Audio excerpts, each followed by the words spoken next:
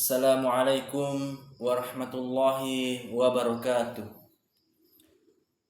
Innal hamdalillah nahmaduhu wa nasta'inuhu wa nastaghfir wa na'udzu billahi min syururi anfusina wa min sayyiati a'malina. May yahdihillahu fala mudhillalah wa may yudlil fala hadiyalah. Asyhadu an la ilaha illallah wahdahu la syarikalah wa asyhadu anna Muhammadan abduhu wa rasuluh, amma ba'd. Alhamdulillah, alhamdulillah. Itulah kata, itulah kalimat yang sepantasnya membasahi lisan seorang hamba yang mengaku cinta kepada Allah Subhanahu wa taala, yang mengaku beriman kepada Allah Subhanahu wa taala, sebagai salah satu tanda rasa syukur kita kepada Allah Subhanahu wa taala atas segala kenikmatan-kenikmatan yang kemudian diberikan kepada kita semua, sehingga pada subuh yang insyaallah dirahmati ini kita masih bisa bersama-sama melangkahkan kaki kita. Kita masih bisa mengayunkan tangan kita berjalan menuju masjid Allah Subhanahu wa taala untuk melaksanakan salah satu perintah Allah Subhanahu wa taala, yaitu salat subuh secara berjamaah. Ma'asyiral muslimin wal muslimat rahimani wa rahimakumullah. Jikalau seandainya nikmat kesempatan dicabut dari dalam diri kita, yakin dan percaya kita tidak akan bisa menyempatkan waktu kita untuk datang ke masjid Allah Subhanahu wa taala untuk melaksanakan perintah Allah Subhanahu wa taala. Jikalau seandainya nikmat kesehatan dicabut dari dalam diri kita, yakin dan percaya kita tidak akan bisa mengangkat kedua kaki kita. Kita tidak akan bisa menyeimbangkan badan kita untuk berjalan menuju masjid Allah Subhanahu wa taala. Yakin dan percaya jikalau nikmat kesehatan dicabut dari dalam diri kita, kita sudah terbaring di ranjang rumah sakit, terbaring lemas, kemudian diinfus. Jikalau seandainya nikmat iman dan Islam dicabut dari dalam diri kita, berapa banyak manusia yang kemudian dilahirkan di atas permukaan bumi ini? Berapa banyak manusia yang ada di Indonesia? Berapa banyak manusia yang ada di Sinjai? Berapa banyak manusia yang ada di sekitaran masjid ini? Mereka mendengarkan lantunan azan dari muazzin kita. Mereka mendengarkan panggilan dari Allah Subhanahu wa taala, hayya 'alas shalah.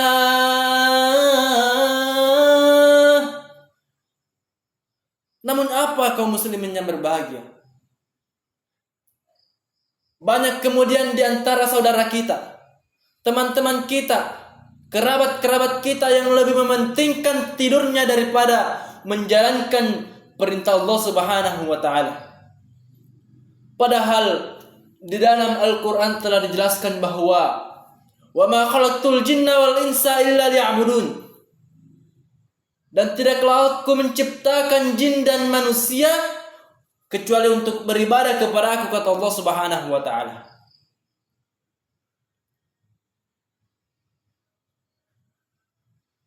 Itulah tujuan manusia diciptakan di atas permukaan bumi ini, untuk senantiasa beribadah kepada Allah Subhanahu wa taala, untuk senantiasa menjalankan syariat-syariat yang kemudian ditetapkan oleh Allah Subhanahu wa taala.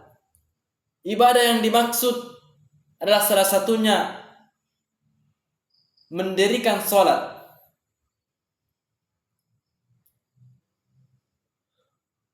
ibadah yang pertama kali dihisab ketika di akhirat kelak nanti adalah ibadah solat. Tiangnya agama adalah solat. As-salatu imanuddin. Solat adalah tiangnya agama. Jadi, jikalau kita menyanyiakan waktu kita untuk solat, jikalau kita menyepelekan solat kita, maka yakin dan percaya keimanan yang ditanam di dalam diri kita ini akan perlahan runtuh, akan perlahan menghilang.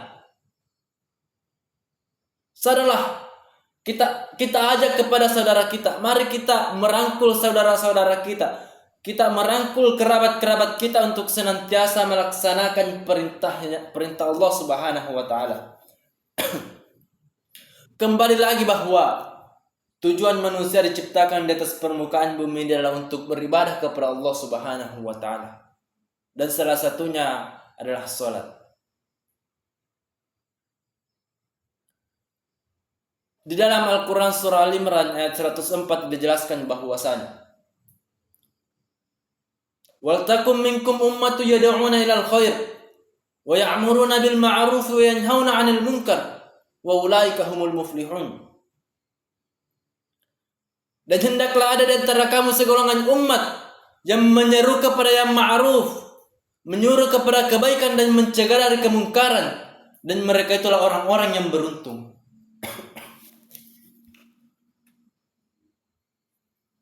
Beribadah bukan hanya tentang sholat, bukan hanya tentang puasa, bukan hanya tentang naik haji, bukan hanya tentang bersedekah.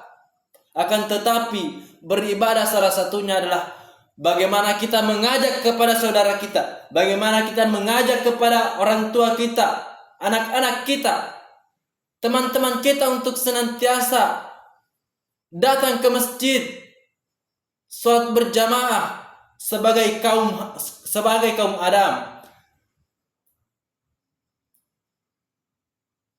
Itu yang harus kemudian kita perhatikan. Kita lihat di luar sana, banyak kemudian anak-anak muda yang lari dari free sex, narkoba dan sebagainya. Mengapa demikian terjadi? Karena mereka kurang perhatian dari orang tuanya.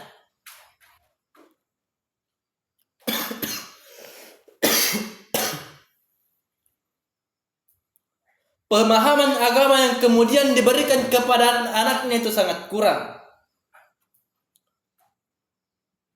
Maka mengapa Rasulullah sallallahu alaihi wasallam mengatakan bahwa pendidikan yang pertama didapatkan oleh seorang anak adalah pendidikan dari seorang ibu. Maka penting bagi kita kaum muslimin dan muslimat yang berbahagia bahwa penting bagi kita untuk mengajarkan kepada istri kita, kepada anak-anak perempuan kita, untuk memperdalam ilmu agama mereka.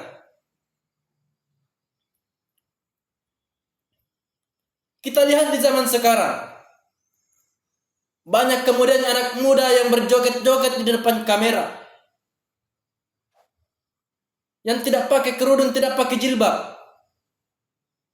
Dan sebagian memakai jilbab, akan tetapi mereka memakai pakaian yang memperlihatkan lekuk-lekuk tubuhnya. Apa yang kemudian kita ingin perlihatkan kepada istri-istri Rasulullah sallallahu alaihi wasallam? Jikalau anak-anak kita yang sekarang tidak lagi memahami apa itu agama Islam, mereka tidak lagi tahu yang mana aurat, yang mana bukan. Itu karena kurangnya pendidikan dari orang tuanya.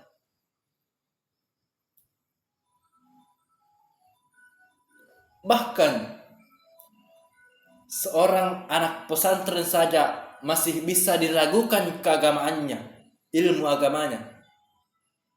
Karena itu harusnya dari kecil anak kita sudah diajarkan agama, diajarkan bagaimana menutup auratnya.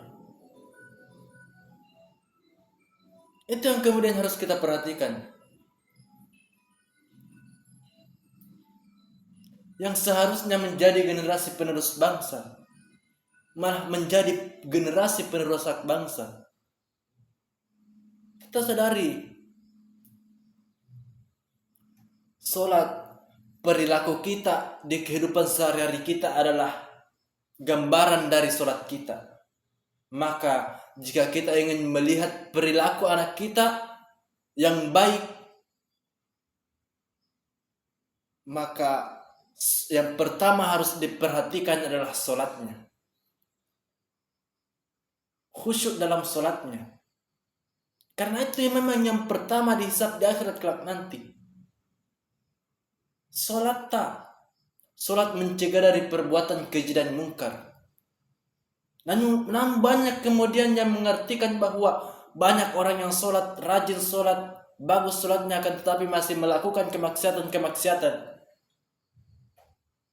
Ya, itu memang terjadi di kehidupan kita sekarang. Karena mengapa? Karena di dalam sholatnya mereka masih memikirkan hal-hal duniawi. Mereka raganya ada di dalam masjid, namun pikirannya ada di tempat pekerjaannya, ada di tempat bermainnya. Itu yang harus kemudian kita perhatikan. Jangan kita sholat hanya sholat sekedar sholat saja, tapi kita harus mengikuti peraturan-peraturan yang kemudian ditetapkan oleh Allah Subhanahu wa taala. Ma'asyiral muslimin wal muslimat rahimani wa rahimakumullah. Mungkin itulah yang dapat saya sampaikan, lebih dan kurangnya mohon dimaafkan. Akhirul kalam, nun wal qalami wa ma yassurun. Wassalamualaikum warahmatullahi wabarakatuh.